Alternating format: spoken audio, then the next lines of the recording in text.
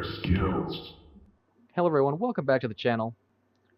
This video is going to cover a guide to making XP quickly in Century Age of Ashes, and specifically, what is the best way to get XP.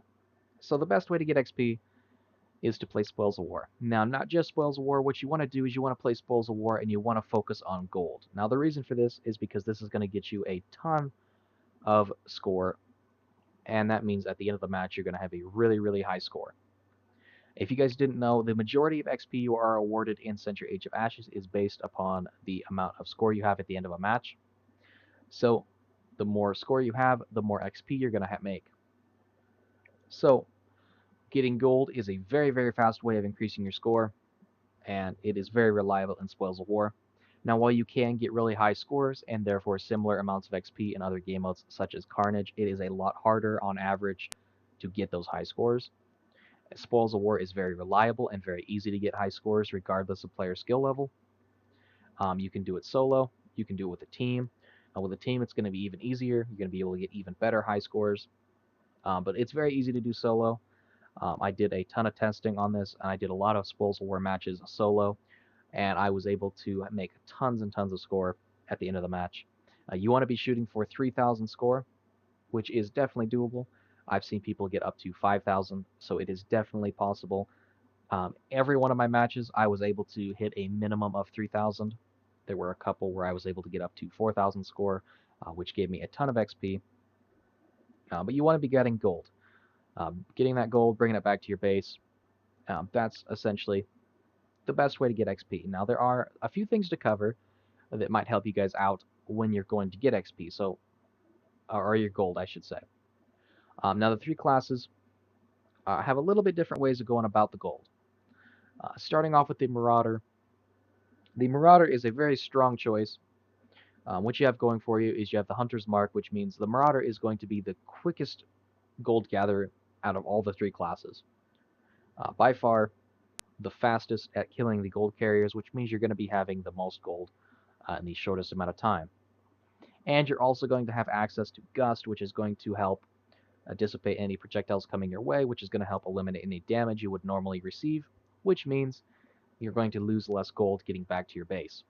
So Marauder is a very, very strong choice for Spoils of War, a very solid pick, and great to farm XP with.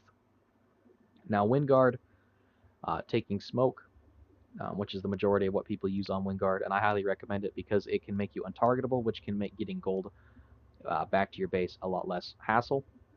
You also have Salvation Surge, so if you have any teammates over at your base, you can Salvation Surge towards them, giving them a boost, yourself a boost, which not only is going to be helpful for the healing that you might need, the extra shields, you're going to be helping your teammate out, and you're also going to be getting some extra score awarded for it too, so that'll help towards your end score at the end of the match.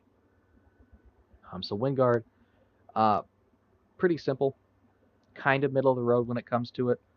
You can get some extra score with your smoke hitting enemies and Salvation Surge, so that kind of helps make up for the fact that it doesn't have any particular speed at gathering gold. It just has the 2 fireballs and the normal fire. And Salvation Surge is nice because you can get the gold quickly back to your base if you have a teammate there. So those are the pros of using Windguard. Now, when it comes to using Phantom, Phantom is probably the easiest class to get large amounts of gold with. While the Marauder is faster, it can't quite secure the gold as easily as Phantom can, because Phantom can actually use its Mystic Shroud ability. It can go invisible, and therefore make it really hard for any enemies to actually do anything to you or track you, meaning you're going to be able to get your gold back to your base more reliably with Phantom, because as you guys may or may not know, if you do take damage, you will start to lose your gold.